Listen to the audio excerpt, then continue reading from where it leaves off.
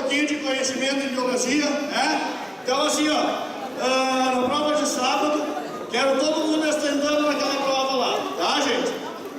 Então assim, tô cansado. Essas danças, elas são muito radicais, tá?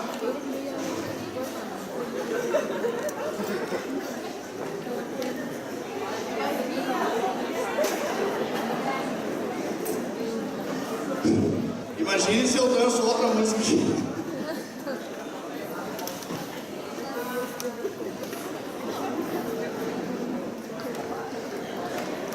Queria agradecer aqui a minha tatuadora, a Ellen, tá? Que há anos me acompanha nessa estrada de ostentação, né? Então sempre fazendo esse trabalho, essa obra de arte, em cima de outra obra de arte, né? Isso não é difícil, pegar uma coisa perfeita e melhorar, né, gente? Então assim, o artista tem que ser muito bom, tá? Bom, gente, mas brincadeiras à parte, né? A gente veio aqui para pegar algumas dicas para prova de biologia do Enem. O professor Rodrigo já trabalhou algumas coisas com vocês na terça, isso, né? Na terça-feira. E eu fiquei com uma outra partezinha aqui da biologia então. E vou dizer uma coisa para vocês assim, não é qualquer partezinha, tá? Quando se trata de Enem, então ecologia, tá? Que é o que a gente vai trabalhar aqui hoje, tá? Então aí Roger, firmeza? Firme. Firme? Nem palanque banhado. Balança, mas não cai. Então assim, ó, gente, a gente vai trabalhar a parte de ecologia, que cai no mínimo 6, 7 questões em cada Enem, tá? Eu ia ficar com óculos aqui para fazer uma balaquinha, mas não tá dando, tá? Não tô me desconcentrando. Eu não consigo falar sem olhar nos olhos das pessoas. Tá? Bom, gente, então assim, ó, quando a gente fala de ecologia, a primeira coisa que a gente tem que entender, né, é do que se trata a ecologia. Então a gente pode falar de uma forma simples que a ecologia é a parte da biologia que estuda a interação entre os seres vivos, né, e a interação que esses seres vivos têm com o ambiente aonde eles vivem. Então, olha aqui, ó, aonde a gente já está interagindo com pessoas, a gente está interagindo com outros seres vivos. E assim, ó, a gente está aqui, tem algumas pessoas reclamando de frio, outras reclamando de calor, né? Então assim, ó, isso quer dizer que algumas coisas não vivas acabam interferindo então na sobrevivência desses seres. Então quer dizer que tem essa interação de seres vivos com coisas não vivas. Beleza. Mas para a gente começar aqui, gente, a falar em ecologia, como a gente não tem muito tempo hoje, então eu vou falar de alguns conceitinhos básicos, tá? Que são assim, ó, são primordiais para a gente começar a fazer uma boa prova, tá? Pode passar, Bárbara, por favor. Aí, carregando. Vai lá, isso aí. Então assim, ó, gente, primeiro conceitinho aqui que a gente fala, ó, tá, organismo, né? Eu já estou pulando algumas etapas do que a gente fala na aula, geralmente, por causa do tempo. Mas assim, os organismos, eles podem ser de diversas espécies, né? Então assim, daí a gente tem que definir o que é uma espécie, a primeira coisa para a gente começar a falar. E para a gente definir o que é uma espécie, a gente tem que dizer o seguinte, que indivíduos são de uma mesma espécie quando eles são capazes de se intercruzar e produzir descendentes férteis, tá? Então assim, ó, como assim, professor? Intercruzar e produzir descendentes férteis, tipo papai e mamãe, né? Cruzaram, produzindo descendentes, esses descendentes um dia espero que cruzem, né? E produzam novos descendentes. Então isso quer dizer que nós somos todos de uma mesma espécie. Agora a gente pode pegar, por exemplo, o tigre e o leão, né? O tigre e o leão, claro, macho e uma fêmea, né? Não vamos pensar diferente nisso aí. Então se a gente pegar o macho e a fêmea lá do tigre e do leão, no ambiente eles não cruzam. Por quê?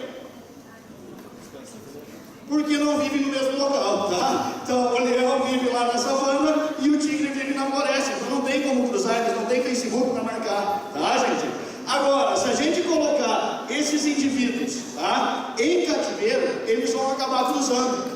E eles produzem um descendente que a gente chama de ligre, tá? E o ligre, pessoal, aqui, ó, o ligre é um indivíduo infértil. Então vejam bem, a fêmea e o macho do leão produziram um descendente, mas ele é infértil. Então por isso que o tigre e o leão continuam sendo de espécies diferentes, tá beleza? Sim?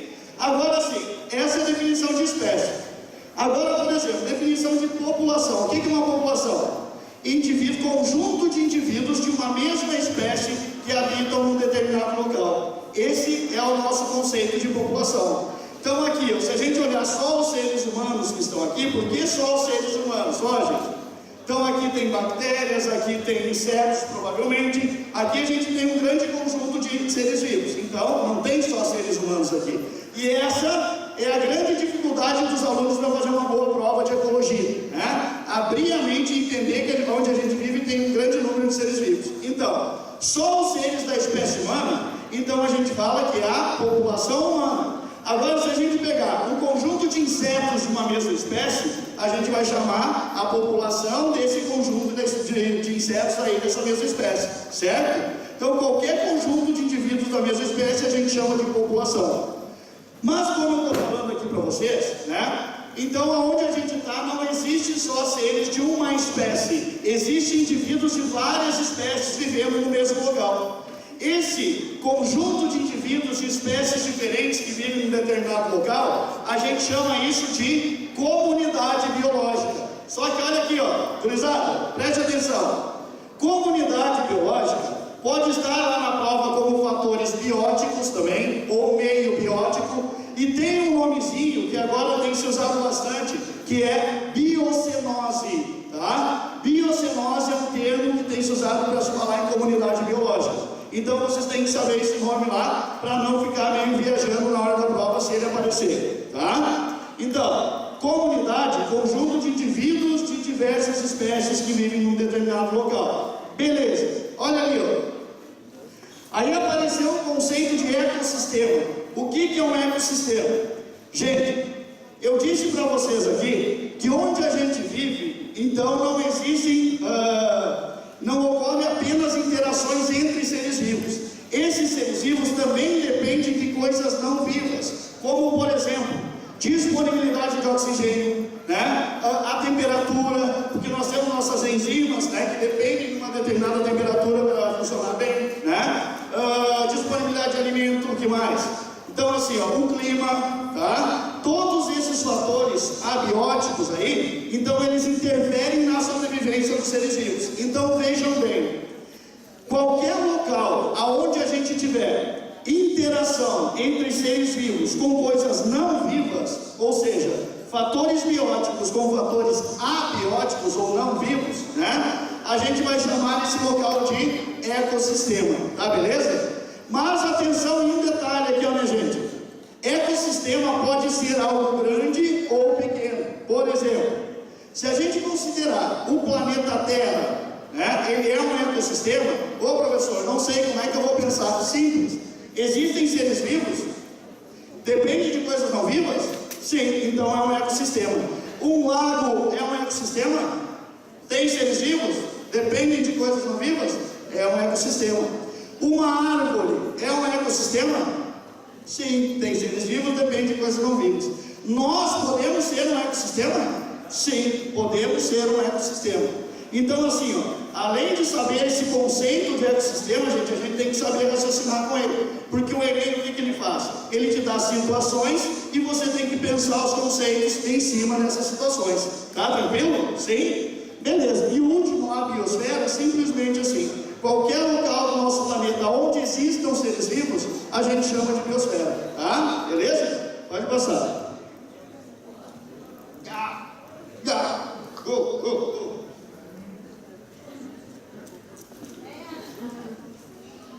Isso aí, Mônica.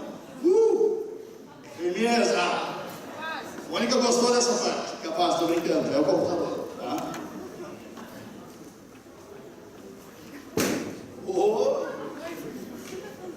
Aqui, ó, gente. Esse conceitinho aqui, ó, ele é muito importante, tá? Por quê? Porque geralmente, então, assim, ó, se dá uma visão muito restrita do conceito de nicho ecológico, tá, gente? Então, às vezes tem a mania de dizer assim, ó, nicho ecológico é a função que o indivíduo desempenha num ecossistema, tá? Gente, isso é um conceito muito restrito. Nicho ecológico, então a gente diz assim, ó, que é todo o conjunto de condições que um ser vivo precisa para fazer de um local o habitat dele.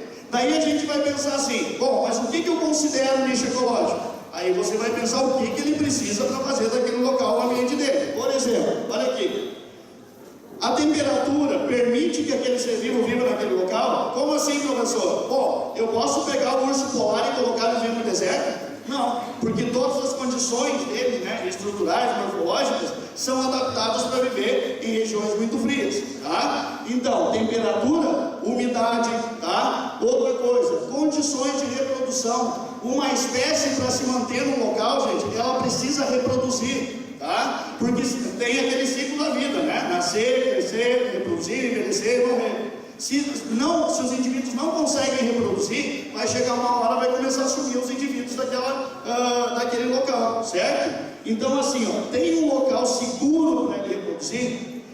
Os descendentes, por exemplo, pega uma ave, coloca os ovos lá no local, né? Daí tem um predador que vai lá e consegue comer, destruir todos os ovos. Então é um local seguro de reprodução? Não. Então assim, ó, local, condições de reprodução também faz parte do nicho ecológico.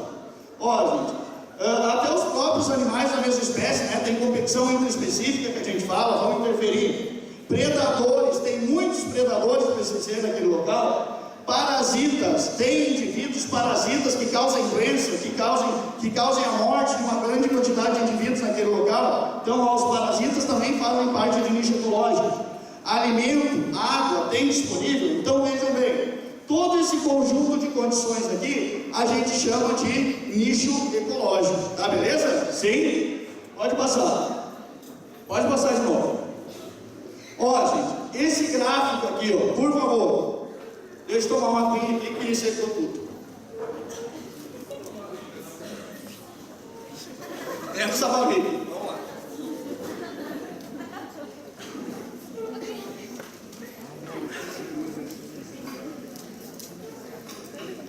Pessoal, esse gráfico aqui, ó, nossa, que homem lindo.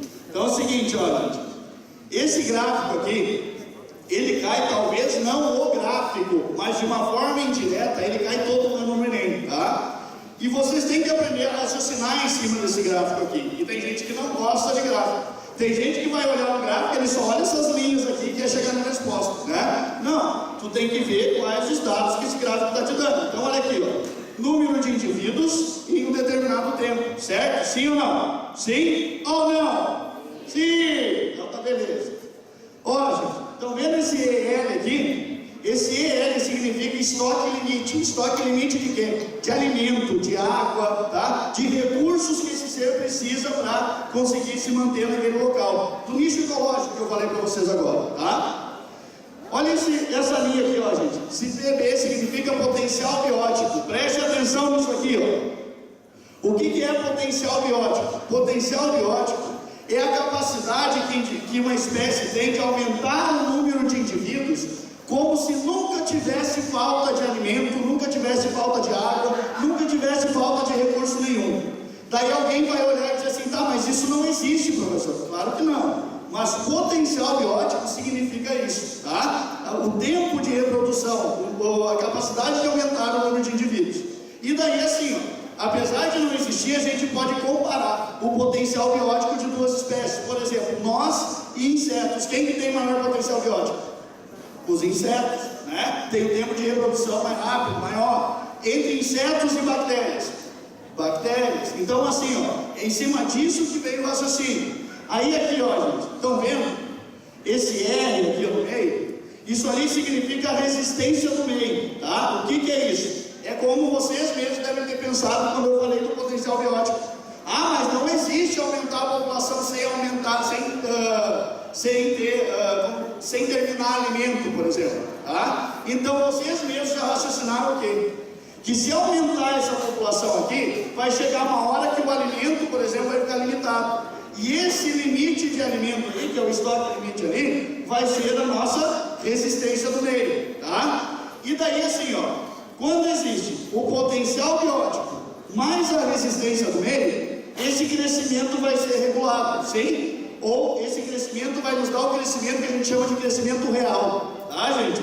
Então ali, ó, aquele CR é crescimento real. Então como que cai lá na prova? Os caras vão perguntar o seguinte, às vezes eles podem dar esse gráfico, já vi cair em vestibular esse gráfico aí, os caras dizem assim, até ali, ó, em vez de PB tem o número 1, por exemplo.